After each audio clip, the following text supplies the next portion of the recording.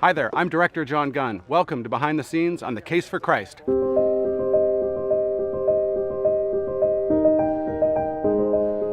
The Case for Christ follows the story of Lee Strobel on his own exploration of one of the most important topics in the universe, which is, who is Jesus and what does that mean to me?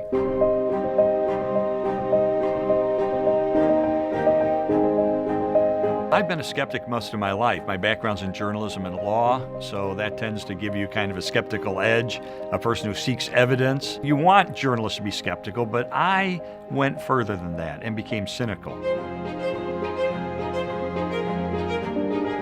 Linda was a Christian, and she became best friends with Leslie. Leslie is Lee's wife, and she's kind of the impetus of our story.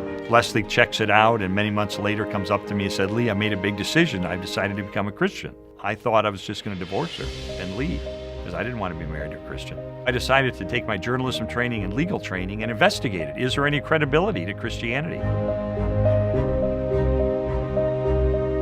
It took me a year and 9 months to investigate it, and I came to the conclusion ultimately that based on the avalanche of evidence that points so powerfully toward the truth of Christianity, it would have taken more faith for me to maintain my atheism than to become a Christian. My name is Russ Blackwell, and I play William Lane Craig. He is a world-renowned biblical scholar. Lee Strobel has called me, and he's been recommended by a friend of mine, and he has questions about the resurrection and the empty tomb. It really boils down to, do you really want the truth, or is your mind made up regardless of the facts? I was 17 the first time I read The Case for Christ. The book rocked my world because here was so many different sources from all different walks of life, believers, non-believers, skeptics, atheists, all over the map, who were specialists in their specified fields, who were saying, in what you're asking of my field and of my knowledge and of my expertise,